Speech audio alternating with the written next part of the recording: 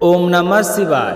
हर हर महादेव। आज आषाढ़ मास की कृष्ण पक्ष की पंचमी तिथि और सोमवार है, तो आप सभी श्रोताओं को मंगल जीवन की कामना करते हुए शुरू करते हैं आज की कथा। हमेशा की तरह सबसे पहले सुनेंगे एक छोटी सी कहानी गणेश जी की, भगवान की। तो प्रेम भाव से कहिए गणेश जी महाराज की जय हो। एक बार की बात है कि एक बुढ़िया गणेश जी भगवान की बहुत ही भक्ति किया करती थी। सुबह जल्दी उठती, स्नान करके सबसे पहले गणेश मंदिर जाती और गणेश जी को सिंदूर से तिलक करती और गुड़ का भोग लगाती। बड़े ही श्रद्धा भाव से गणेश जी के नामों का स्मरण किया करती थी। उसका नियम था, चाहे आंधी हो या तूफान, वह बुढ़िया गणेश जी के परम मंदिर जरूर जाती थी। ऐसा करते करते सालों बीत गए तो गणेश जी भगवान उस बुढ़िया की भक्ति से बहुत ही प्रसन्न हुए। तो एक दिन उसे सपने में दर्शन देकर कहने लगी कि बूढ़ी माई, मैं तुमसे बहुत ही खुश हूँ, तो वरदान मांग के क्या मांगना चाहती है। तो बुढ़िया कहने लगी कि गणेश जी महाराज, आपने मुझे दर्शन दिए, इससे अच्छा मेरे लिए क्या हो सकता है। मांगना तो मुझे कुछ नहीं आता है, मैं क्या मांगूँ। इस तरह बुढ़िया सोचने लगी तो गणेश जी महाराज कहने लगे कि बूढ़ी माई, परेशान मत हो, मैं कल फिर आपके सपने में आऊँगा। तब तक तुम आराम से सोच लेना कि तुम्हें वरदान में क्या मांगना है। वरदान मैं तुम्हें एक ही दूंगा। यह ऐसा कहकर गणेश जी भगवान अंतर ध्यान हो गए और उस बुढ़िया की आँख खुल गई। आँख खुली तो सुबह हो चुकी थी। तो बुढ़िया सोचने लगी कि घर में अन्न और धन भी नहीं है और मेरे कुल का दीपक भी नहीं है, और क्या मांगूं मेरी समझ में नहीं आता है। तो इस तरह सोचते हुए बुढ़िया ने अपने पुत्र को बुलाया और पूछा कि बेटा, मुझे गणेश जी ने रात सपने में दर्शन दिए कि बेटा मुझे गणेश जी ने रात में सपने में दर्शन दिए और बोल रहे थे कि मैं तुम्हारे पूजा पाठ से बहुत ही प्रसन्न हूँ, मैं तुम्हारे एक वरदान देना चाहता हूँ, मांगो क्या मांगती हो। तो मुझे तो समझ में नहीं आया कि मैं क्या मांगूँ। बेटा तू बता दे मुझे क्या मांगना चाहिए। तो बुढ़िया का पुत्र कहने लगा कि माँ, तुम गणेश जी से बहुत सारा धन दौलत मांग लो, हमारी गरीबी दूर हो जाएगी, तो हमें सब कुछ मिल जाएगा। लोगों को देखा कितनों ऐसो आराम से रहते हैं, हमारे भी सपने पूरे हो जाएंगे। तो बेटे की बात सुनकर बुढ़िया ने बहू को आवाज़ लगाई। तो बहू आई और सासू माँ से पूछने लगी कि माँ जी कहिए क्या बात है, आपने मुझे किस लिए बुलाया है। तो उसकी सास कहने लगी कि बेटा, मुझे रात में गणेश जी भगवान ने दर्शन दिए हैं और वह कह रहे हैं कि मैं तुम्हें वरदान देना चाहता हूँ। मेरी तो समझ में नहीं आता है कि मैं क्या मांगूँ। तो सासू माँ की बात सुनकर बहू कहने लगी कि माँ जी, यह तो बहुत अच्छी बात है, आप गणेश जी से पोता मांग लो। क्या आपका मन नहीं करता कि हमारे घर में भी नन्हे शिशु की किलकारी गूंजे, हमारा भी वंश बढ़े। तो बुढ़िया कहने लगी कि बेटी तेरी बात तो सही है। अब बुढ़िया तो कसमें थी कि गणेश जी ने तो एक ही वरदान देना है, उससे मैं क्या मांगूं। तो वह बुढ़िया सोचती सोचती पड़ोस में अपनी सहेली के पास गई और जाकर पूछने लगी कि बहन, तुम मुझे बता कि मैं क्या मांगूं। तो बूढ़ी माई की सारी बात सुनकर उसकी पड़ोसन कहने लगी कि बहन, तू तो अब थोड़े ही दिन जिएगी, तू ऐसा धन मांग तू ना क्यों मांगे, नाती क्यों मांगे, और वह तेरे किस काम के। तू ऐसा कर, गणेश जी भगवान को कह देना कि बुढ़ापे तक मेरी आँखों की रोशनी बने रहे। आदमी बूढ़ा हो जाने के बाद अपनी रोशनी खो देता है और आँखों के बिना तो जीना बहुत ही कठिन है। बेटा बहू तो अपने सुख की चीज़ें मांग रहे हैं, लेकिन मुझे तो लगता है कि पूजा पाठ तुमने की है तो तुम्हें अपने लिए कुछ मांगना चाहिए।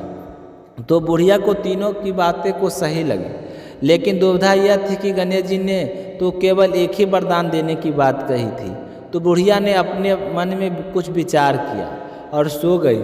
गणेश जी ने बुढ़िया को सपने में दर्शन दिए और कहा कि हे बूढ़ी माई, वरदान मांगो। तो बुढ़िया कहने लगी कि प्रभु, मुझे और तो कुछ नहीं चाहिए, मेरी तो एक ही इच्छा है कि मैं अपने पोते को सोने की थाली में सोने के चम्मच से भोजन करता हुआ देखूं। तो बुढ़िया की बात सुनकर गणेश जी मुस्कुराते हुए कहने लगे कि मैया, तू तो बोल रही थी कि मुझे मांगना ही नहीं आता, लेकिन तूने तो मुझे ठग लिया। तूने तो एक ही वरदान में अपने लिए आंखें, धन और पोता तीनों चीज़ मांग ली। आंखें होगी तो देख पाओगी, धन होगा तो पोता सोने की थाली में भोजन करेगा, और तुमने तो ये बहुत ही चतुराई से एक ही वरदान में सारी चीज़ें मांग ली है। मैं तुम्हारी भक्ति और बुद्धिमानी से बहुत ही प्रसन्न हूँ। जैसा तुमने वरदान मांगा है वैसा ही फल तुमको प्राप्त होगा। ऐसा कहकर गणेश जी भगवान अंतर्ध्यान हो गए और बूढ़ी माई को जैसा मांगा था वैसा सब कुछ मिल गया। प्रेम से बोलिए गणेश जी महाराज की जय हो। अब अगली कहानी अपने सुनते हैं भगवान शिव और माता पार्वती जी की। इस कहानी में भगवान शिव और माता पार्वती का संवाद है। इस कथा को सुनने से हमें पता चलता है कि हम पूजा पाठ करें, व्रत करें, स्नान दान भी करें और मन में सच्ची श्रद्धा होनी चाहिए। अगर मन में सच्ची श्रद्धा नहीं है तो हम दान पुण्य स्नान आदि करके भी अपने आप को पाप मुक्त नहीं कर सकते हैं। क्योंकि निर्मल और पाप मुक्त जीवन के लिए मन में विश्वास होना बहुत ही जरूरी है। तो आइए सुनते हैं शिव गौरी की कथा। बोलिए भोले शंकर की जय हो, माता पार्वती की जय हो। एक समय शिवजी महाराज पार्वती जी के साथ हरिद्वार में घूम रहे थे। पार्वती जी ने देखा कि सहस्त्रों मनुष्य गंगा में नहाकर हर हर गंगे कहते हुए जा रहे हैं, परंतु सभी मनुष्य दुखी और पाप का प्रयाण है। पार्वती जी ने बड़े ही आश्चर्य से शिव जी से पूछा कि हे देव, गंगा में इतनी बार स्नान करने पर भी इनके पाप और दुखों का नाश क्यों नहीं हो रहा है? क्या गंगा में अब सामर्थ्य नहीं रहा? तो पार्वती की बात सुनकर शिव जी कहने लगे कि हे प्रिय, गंगा में तो सामर्थ्य वही है, परंतु इन लोगों को पाप नाशनी गंगा में स्नान किया ही नहीं, तब इन्हें लाभ कैसे प्राप्त होगा? तो शिव जी की बात सुनकर पार्वती जी ने हैरानी से कहा कि आप यह कैसी बातें कर रहे हैं? अभी अभी तो हमारे सामने स्नान करके आ रहे हैं और अभी तक तो इनके शरीर में अभी गीले पड़े हैं और कह रहे हैं कि स्नान नहीं किया। तो शिव जी ने कहा कि यह केवल जल में डुबकी लगा कर आ रहे हैं। तो पार्वती कहने लगी कि हे देव, मैं आपका तात्पर्य नहीं समझी। तो भगवान भोले शंकर कहने लगे कि इसका रहस्य मैं तुम्हें कल समझाऊंगा। दूसरे दिन बड़े ही जोरों से बरसात होने लगी। सारी गलियां कीचड़ से भर गई। एक चौड़ी रास्ते में एक गहरा गड्ढा था। चारों ओर एक लपटीला कीचड़ भरा रहा था। तो शिव जी ने अपनी लीला से एक बूढ़े का रूप धारण किया और एक दिन विवश की तरह गड्ढे में जाकर ऐसे गिर गए जैसे कोई मनुष्य चलता चलता गड्ढे में गिर गया हो और निकलने की चेष्टा कर रहा हो, परंतु वह निकल नहीं पा रहा है। और यह सारी बात पार्वती जी को समझाकर गड्ढे के पास बैठा दिया कि तुम ऐसा करना कि जब लोग यहाँ पर से जाएं तो तुम जोर से सुना कर पुकारना कि देखो मेरे वृद्ध पति अचानक से गड्ढे में गिर गए हैं, कोई पुण्य आत्मा इन्हें बाहर निकालने की कोशिश करो, इनके प्राण बचाओ और मुझे असहाय की सहायता करो, इनके सिवा मेरा कोई नहीं है।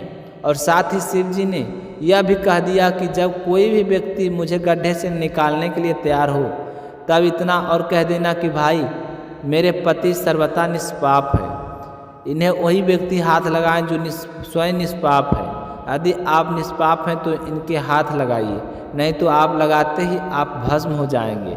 फिर तुम्हें अपने आप पता चला जाएगा कि कौन पापी है और कौन निष्पापी है। तो पार्वती ने कहा कि ठीक है।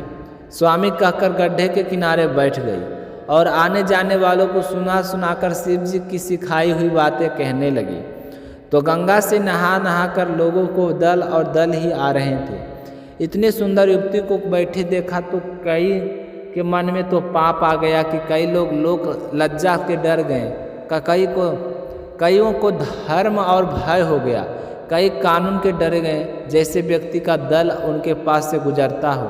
तो माता पार्वती अपने पति को बचाने के लिए उनसे गुहार करती, पर कोई भी उसकी बातों को सुनने के लिए तैयार नहीं था।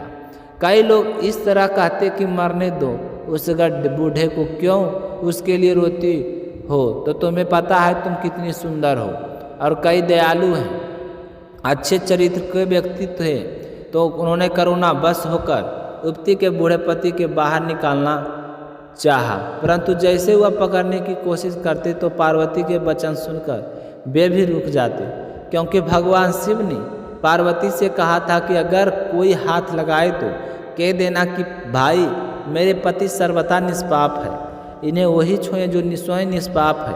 अगर आपने कोई पाप किया है और इन्हें हाथ लगा दिया है तो आप यहीं भस्म हो जाएंगे। तो पार्वती की बात सुनकर सारे व्यक्ति वहीं रुक जाते और यह भी सोचते कि हम गंगा में नहा कर आए हैं, पर क्या हुआ, पापी तो है ही, कहीं हवन करते हाथ न जल जाए, कहीं हम इसे निकाल लें और इसकी पत्नी के कहे अनुसार हमें यहीं पर भस्म हो गए तो हमारे परिवार वालों को क्या होगा।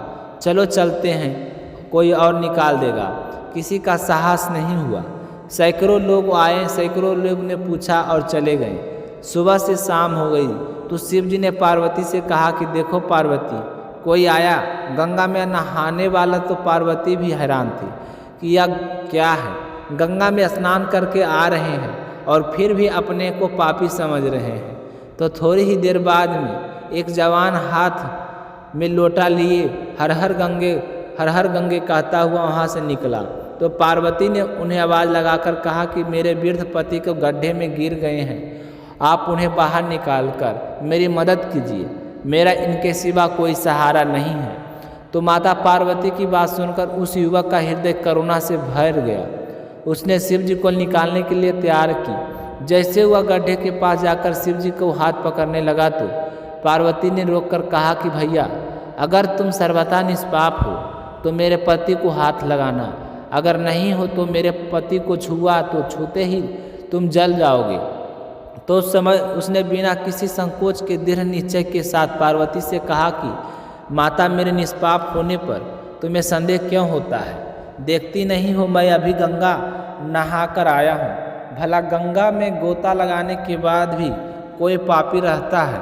मैं बाबा को अभी बाहर निकाल देता हूँ। तो उस युवक ने लपक कर बूढ़े बाबा को उठाकर बाहर निकाल लिया। शिव पार्वती ने उसे अधिकारी समझकर अपना असली स्वरूप प्रकट करके उसे दर्शन देकर कृतार्थ किया। तो भगवान शिव और माता पार्वती के दर्शन करके वह भी धन्य हो गया और बारंबार उनको प्रणाम करने लगा। भगवान भोले शंकर और माता पार्वती ने उसे हमेशा खुश रहने का आशीर्वाद दिया और वहाँ से अंतर्ध्यान हो गए। फिर शिव जी माता पार्वती जी से कहने लगे कि तुमने देखा, इतने लोगों में से एक ने ही गंगा स्नान किया है। इसी दृष्टि के अनुसार जो लोग बिना श्रद्धा और विश्वास के केवल दम्भ के लिए गंगा स्नान करते हैं, उन्हें वास्तविक फल कभी नहीं मिलता। परंतु इसका यह मतलब नहीं कि गंगा स्नान व्यर्थ हो जाता है। विश्वास के साथ किए गए गंगा स्नान का फल जरूर मिलता है। मैं आपसे वचन मिथ्या नहीं है। जो मनुष्य श्री हरि का भजन करते हुए वे अत्यंत दुरस्तर संसार सागर को सहज ही पार कर जाते हैं। इसलिए धर्म, पूजा पाठ, स्नान, दान, हर चीज़ में व्यक्ति की सर अवस्था और विश्वास जरूर होना चाहिए, अन्यथा हमें उसका कोई पुण्य फल नहीं मिलता। तो प्रेम से बोलिए शिव गौरी की जय हो।